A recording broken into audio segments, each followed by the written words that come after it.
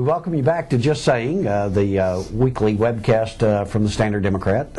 Steve McFeeters and I have been joining you, or we hope you've joined us for about the past 6 months. Yeah. As we have launched this little program. Our purpose in this whole thing was to talk about local issues, kind of like we're sitting in a coffee shop, and there's a lot of that goes around.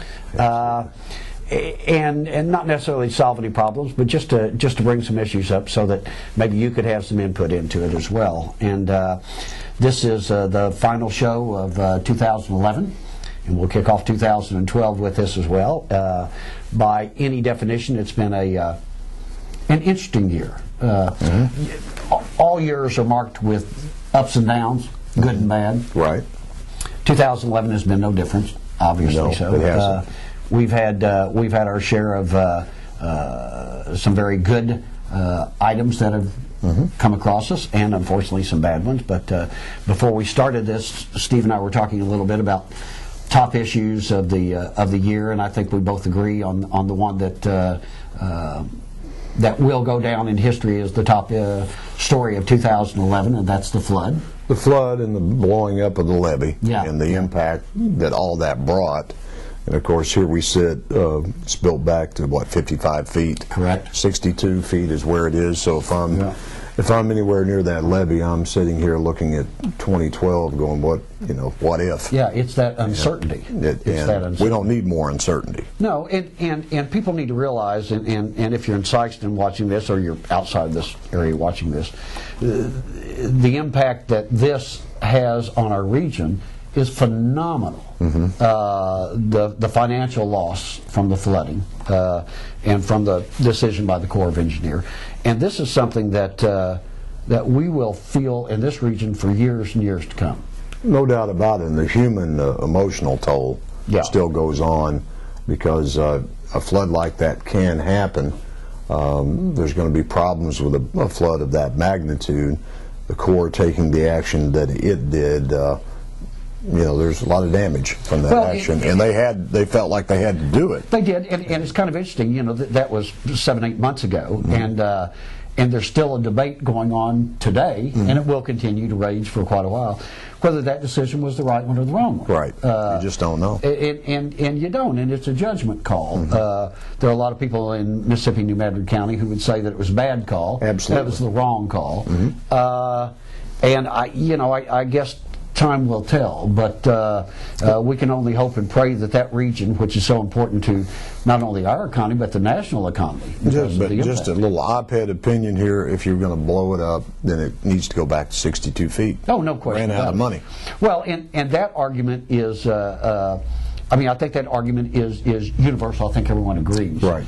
But just like so many other things with the economy, we've run out of money. Yes. The Corps has run out of money, and Congressman Emerson and Claire McCaskill, Senator McCaskill, have both been very proactive to try to replace that money so that it can be built back at that height. It's, we sit here as the calendar ends on 2011 and starts on 2012, and it's still not there. Well, it's kind of like, I was wondering, the effect of the levee blow-up, did that have something to do with the decision on redistricting? That's another interesting topic for another interesting day. That's speaking of redistricting. That happened late in this year, in 2011. But you talk about throwing a political curveball. First and foremost, I don't think anyone expected that Sikeston, the city of Sikeston, would be split in half on 2 legislative house districts. Well, people still don't they don't understand it. They still don't. No. The average person. And we don't know what that's going to bring. I was thinking last night, a prime example is if you have an issue that comes before the legislature this coming year, in 2012, we may well have a vote on the southern end of Sikeston and a different vote on the northern end of Sikeston. Cancel each other out. Yeah, it's really kind of interesting. Now, other communities, I know Scott City traditionally in the past has been split by redistricting. Right. But this is the first time this has ever happened to Sikeston. And it's happened to other communities. It has. And I don't think first off, I don't think all the political players have lined up yet. And I don't think we know how this is going to shake out. But it's real interesting that the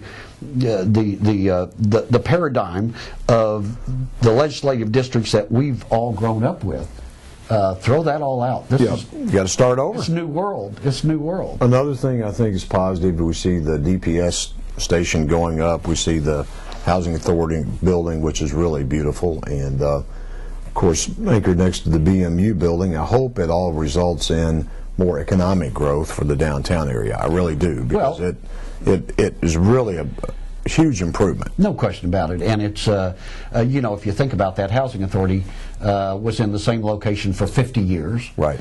And opted in 2011 to construct a new building.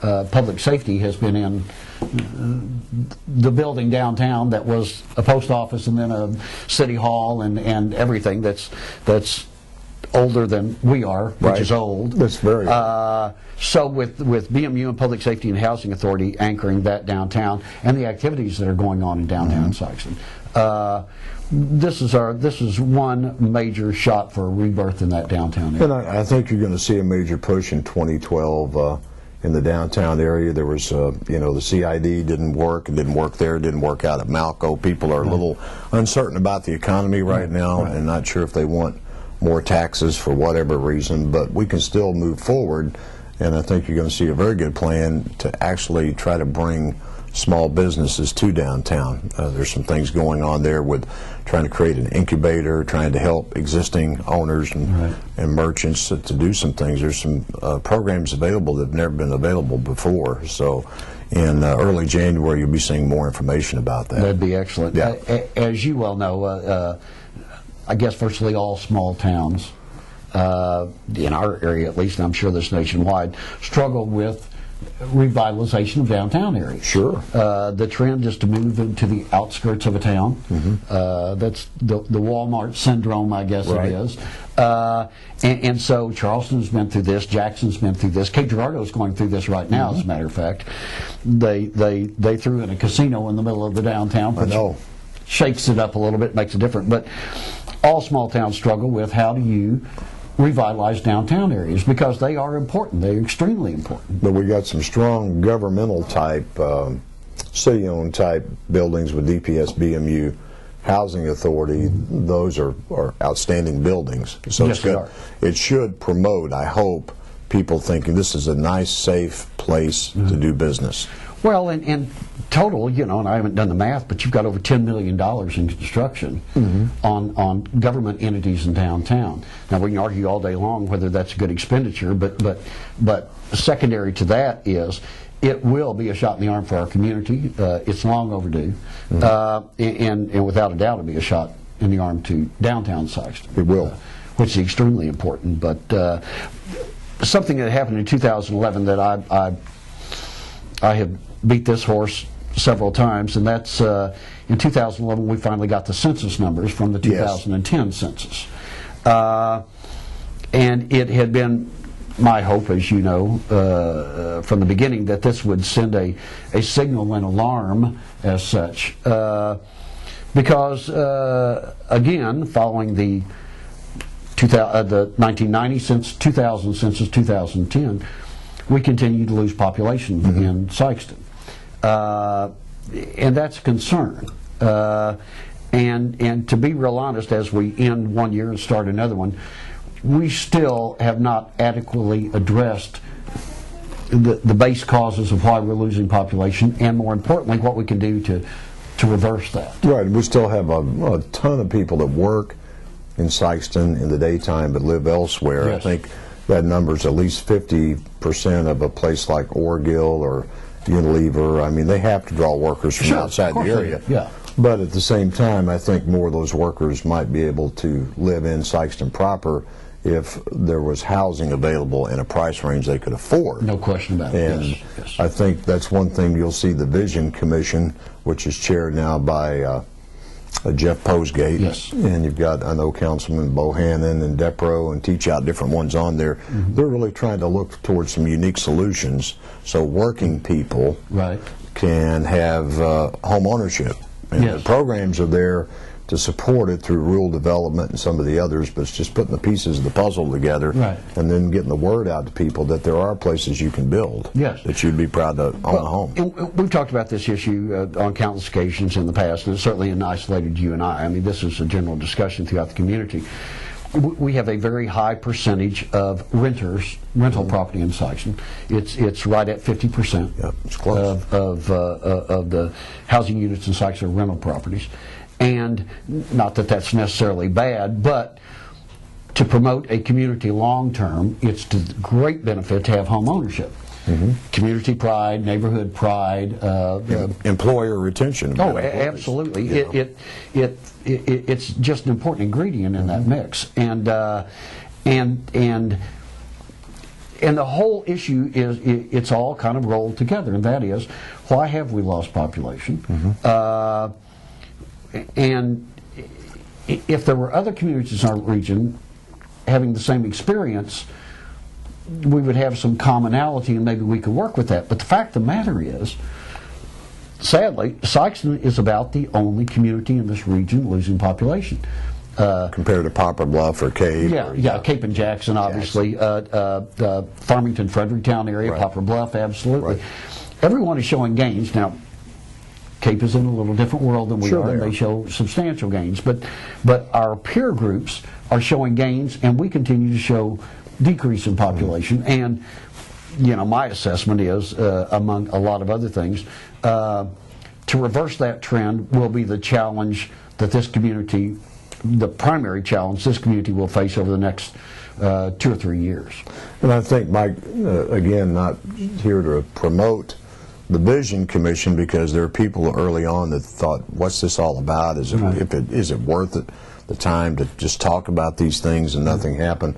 I think you're actually going to see some things happen. Right. And one of the goals is a leadership academy to get the leaders in the town, the top leaders in the room, and talk about these things and try to come up with some doable solutions for some of these. And that's always a challenge, to get everybody. You're never going to get everybody on the same page, but to get them to recognize the top 2 or 3 priorities that we need to work on as a community. That's right, address those. Well, and the Vision Committee, when it first started, you and I were both part of that. You had about 150 people or so coming together over what did we do, 9 months or so? It was a long time. I mean, for an extended period of time, and talking extensively about these issues, not just housing, but housing and jobs and education and medical community and law enforcement. Each and everything. It's that great quality of life issue. But there were a lot of people who devoted an enormous amount of time and effort and energy to try to offer some solutions or some paths, and now that's been turned over to a group who is attempting to implement some of these. You've got to execute it to make it happen. And absent that implementation, all that effort is for naught, and that's. We cannot allow that to happen, and I don't think it will happen. Well, I think we're heading in the right direction. And there's another initiative now through Department of Economic Development where some of the major employers are trying to get to kids in high school or just out of high school that didn't go to college, and try to get them to say, here are the behaviors you need to demonstrate. If you can do this, you can come to work for us because we have need. And there's a group working on that right now, where the employers, if you got 60% of the high school kids going to college, that means you got 40% that are not. That's right. So if you can get to them in their senior year of high school and say, look, okay, you're not going to college now, but you can work. Yes. And here are the places that have openings, and here's the skill set that needs to be done. They're even talking about a mentoring class, if you will, that Coach Gibbs could teach to those kids, and about character, commitment, and choices. So that's really getting some legs on it. That initiative, and you got the major employers involved, and I applaud them for doing that. That's no question about it. Yeah. And then if there's a high moment for the year, it had to be for me and for a lot of people.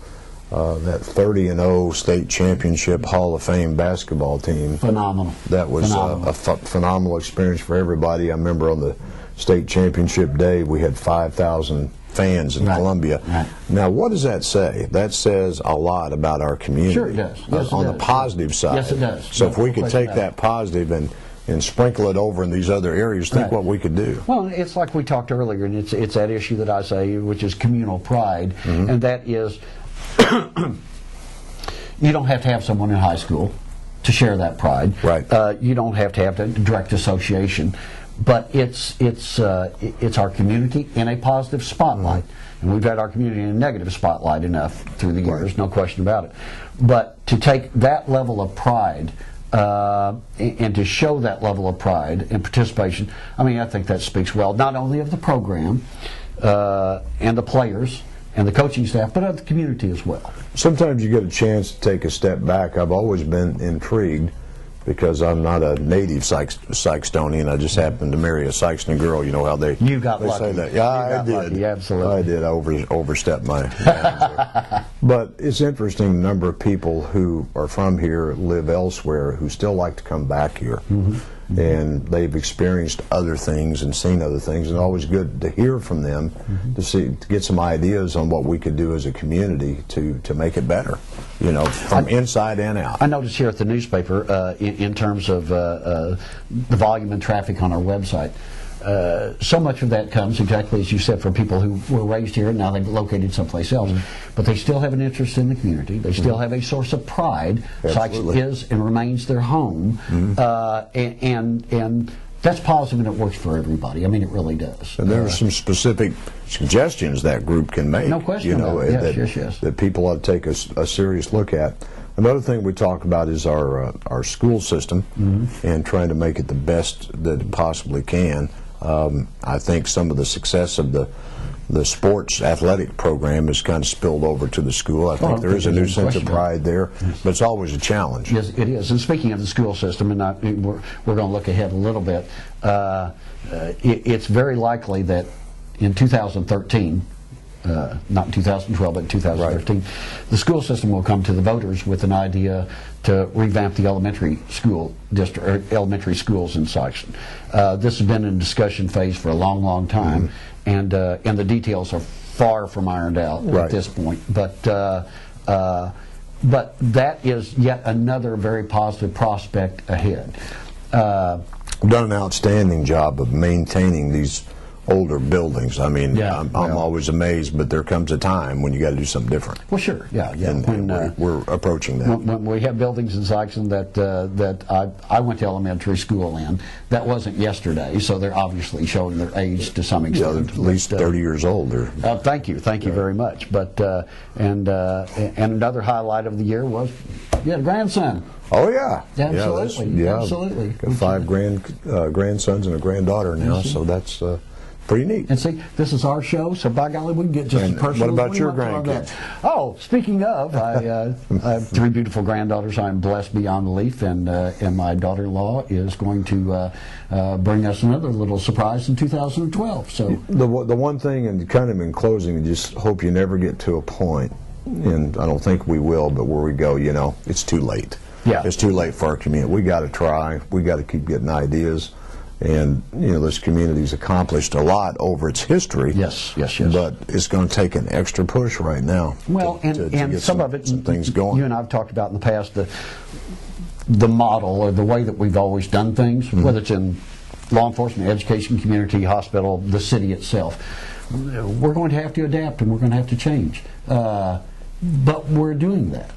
It's not an overnight process, it's an evolution, but I think the prospects for our community in the coming year, 2012, are very positive. And one other quick note, the number of kids attending college in Sikeston has never been higher at Southeast and Three Rivers. And if that in itself is a measurement, that's a great sign. And it's somewhere in the neighborhood combined of 1,400 students. Which is just phenomenal. Excellent for our community. Right. But, I want to thank you for not only suggesting this venue and this format, but for allowing me to sit down with you every week and talk about some of these things. It's good. We hope that you all have enjoyed it.